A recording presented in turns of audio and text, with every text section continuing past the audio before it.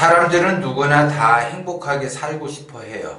그런데 내가 행복하게 지금 살고 있는가를 보면은 어떤 사람은 행복하다고 하고 어떤 사람은 불행하다라고 하는데 대부분 사람들이 불행하다라고 생각을 해요. 불행을 느낀다라는 거죠. 왜? 현재 상태가 괴롭고 힘들고 어렵고 고난의 길을 가고 있다라고 하게 되면 나는 불행하다라는 그러한 그 부정적인 그 이미지가 인식을 한다라는 거죠. 그래서 삶 자체가 나도 좀 행복하게 살고 싶다라고 사람들이 그 항상 자기 마음속에서 생각을 한다라는 거죠.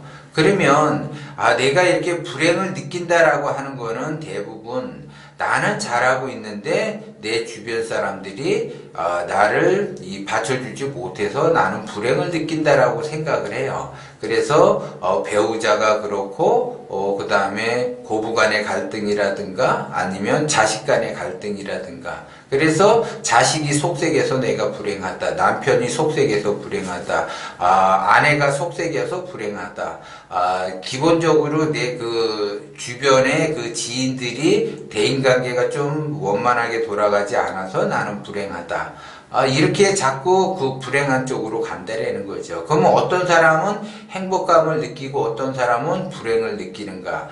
행복과 불행은 주변에서 환경에서 만들어지는 것이 아니라 결국은 내가 만들어내는 거죠. 그러면 내가 그거를 만들어낸다라는 거는 기본적으로 행복이라는 그 단어를 면밀하게 그 분석을 하면 행복이라고 하는 것은 결국 나의 중심에서 행복감을 느끼는 거예요. 그래서 행복을 쫓아가는 사람들은 절대 행복해질 수가 없어요. 왜? 그 행복이라는 거를 쫓아가기 때문에 그래요. 그리고 그 행복은 결국 나를 중심으로 하기 때문에 그렇다는 거죠. 그러면 나를 중심으로 하는 단어가 행복이기 때문에 행복을 쫓아가면 갈수록 불행을 느낄 수밖에 없는 구조라는 거예요. 그것이 바로 진리라는 거죠.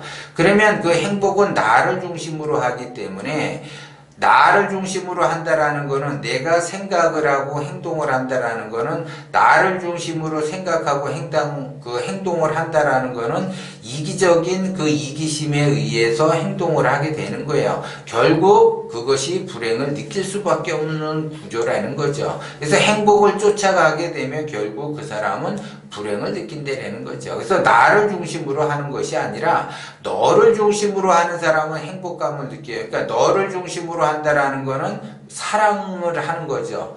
사랑이라는 단어는 너를 중심으로 하는 거고 행복이라는 단어는 나를 중심으로 하기 때문에 내가 행복을 쫓아간다라고 하게 되면 절대 행복해질 수 없지만 사랑을 쫓아간다, 내가 사랑을 한다라고 하게 되면 그제서야 내가 행복을 느끼는 거예요. 그러면 행복을 하겠다라고 하는 사람은 절대 행복해질 수 없지만 내가 상대를 사랑하게 되면 내가 사랑이라고 하는 거는 내가 그 사람을 위해서 헌신적으로 뭔가를 할 수 있는 그 사랑의 그 크기가 클수록 행복감은 더 커진다는 거죠. 그런데 불행을 느낀다.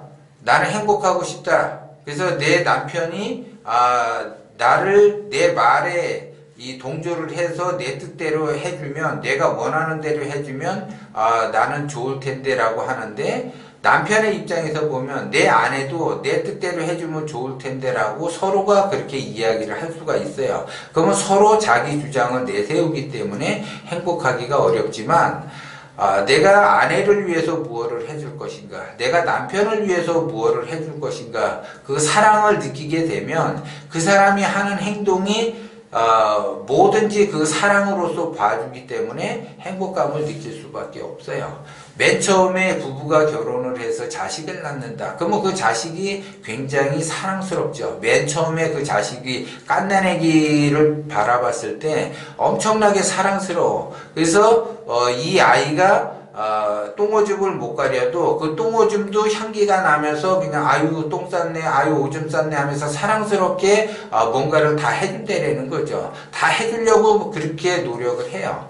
그런데 그 사랑이 이제 서서히 식어감에 있어서 애가 말을 안 듣기 시작을 하게 되면 애를 외수다. 그래서 애가 지긋지긋하게 말을 안 듣는다. 말을 안 들어서 나는 속상하다. 애가 이제 머리가 커지고 사춘기가 지나서 자기 뜻대로 했을 때, 자기 말대로 원하는 대로 해주지 않았을 때, 불행을 느낀다는 거죠. 남편도 마찬가지예요. 아내도 마찬가지고. 맨 처음에 결혼을 했을 때, 사랑했을 때, 결혼을 했을 때에는 뭐를 해도 믿지 않고 이쁘고 진짜 말 그대로 사랑스러워. 그 사랑스러운 마음을 내가 품었기 때문에 내가 행복감을 느끼는데, 그 사랑스러운 마음이 사라짐으로 해서 나는 불행을 느끼기 시작을 하는 거예요.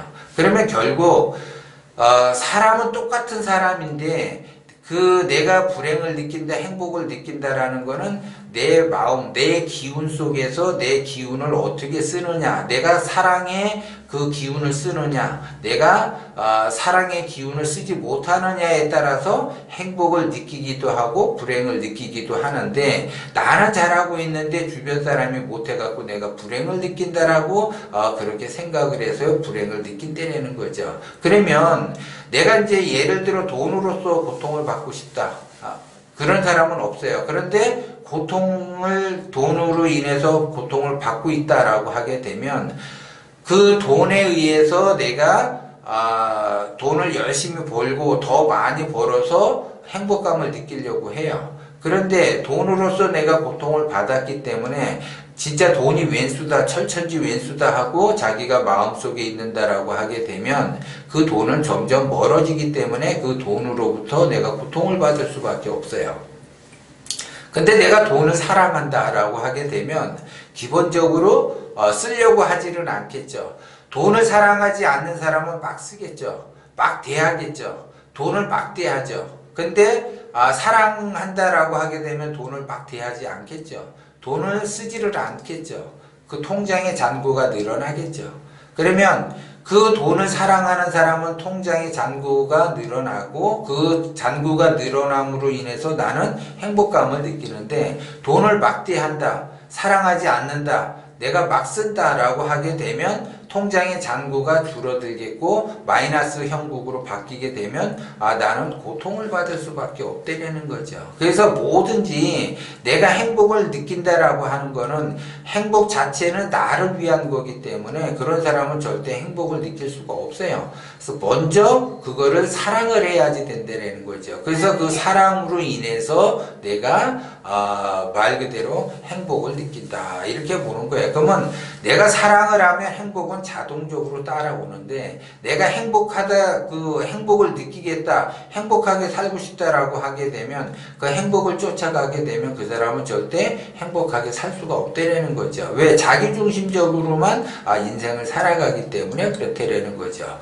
그래서 내가 행복을 느낀다, 내가 행복하게 살고 싶다라고 하게 되면 내 주변을 먼저 사랑하기 이전에 나를 먼저 사랑을 하고 그 다음에 내 주변을 사랑하고 뭐든지 그 사랑으로서 내가 대한다라고 하게 되면, 돈도 내가 사랑으로서 대한다라고 하게 되면 통장의 잔고가 늘어나게 되고, 돈을 내가 사랑은 하지만 어쩔 수 없이 내가 이렇게 쓸 수밖에 없다. 그거는 사랑하는 것이 아니라 자기의 합리화를 시키는 것밖에 안 되는 거고, 내가 남편을 사랑하지만 남편을 왼수처럼 이렇게 내가 생각을 한다 그러면 나는 불행하게 생각할 수밖에 없다는 거고, 남편을 내가 사랑을 한다라고 하게 되면 거기에 따른 행복감을 느끼는데, 여기까지는 이제 다 기본적이에요. 이게 기본적인 건 그 이야기를 하는 건데, 그 기본적인 거를 조금만 이제 벗어나게 되면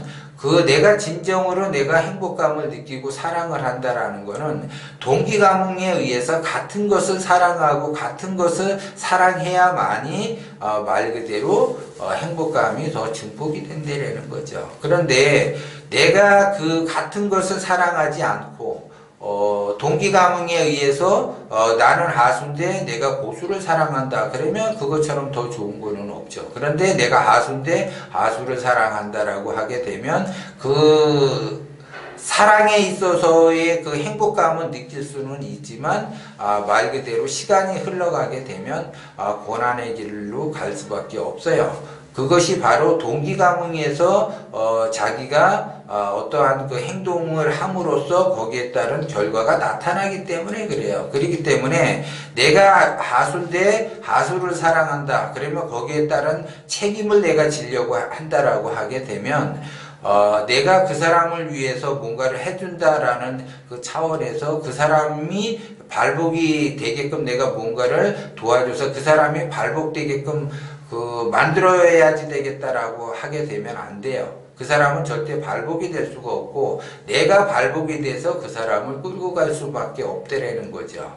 그렇기 때문에 동기감흥은 내가 행복감을 사랑을 해서 행복감을 느낀다라고 하게 되면 나의 격이 높아진다라는 거죠. 그래서 나는 감독명철학을 공부를 해서 내가 사랑스럽게 상대를 해주고 그 다음에 거기에 따라 또 행복감은 나도 느끼지만 나의 격은 점점 올라가는데 상대의 격은 공부가 안 돼 있는 상태에서 격이 올라가지 않게 되면 나중에는 각자의 갈 길을 갈 수밖에 없다라는 거죠. 사랑도 사랑 나름이고 그 사랑으로서 내가 같이 현재 있을 때에는 사랑으로서 감싸주지만 그 사랑이라는 것이 계속 나는 격이 높아지는데 격이 높은데 상대가 그거를 따라오지를 못하게 되면 그 격이 달라지기 때문에 동기감흥이 되지 않기 때문에 결국 그 이별을 할 수밖에 없어요. 구조가 그렇게 돼 있어. 근데 만약에 이별을 하지 않는다라고 하게 되면 말 그대로 고난의 길로 갈 수밖에 없어요. 그 행복이라는 자체가 사라지게 되고 불행을 느끼면서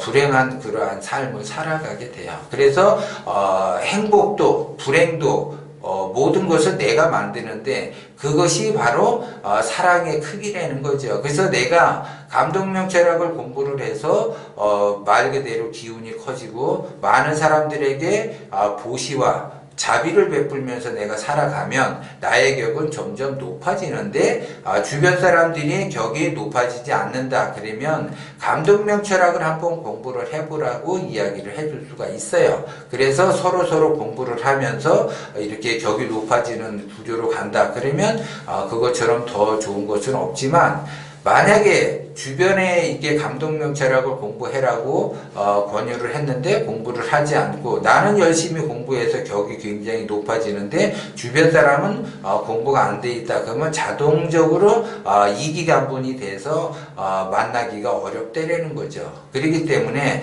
그냥 나는 내가 할 일 감독명철학을 공부하면서 기운이 커진다. 기운이 커지면 원심이 발동이 되고 원심이 발동이 되면은 보시를 하게 되고 자비를 베풀게 되고 배려하는 마음을 살아가면서 점점 격이 높아지는데 주변 사람들이 그걸 따라줘야지 되는데 따라주지 못한다라고 하게 되면 그 따라주는 사람들과 계속 이렇게 동기감흥하면서 성장하는 쪽으로 가게 되면 행복이라고 하는 것은 자동적으로 오게 돼 있는 거죠.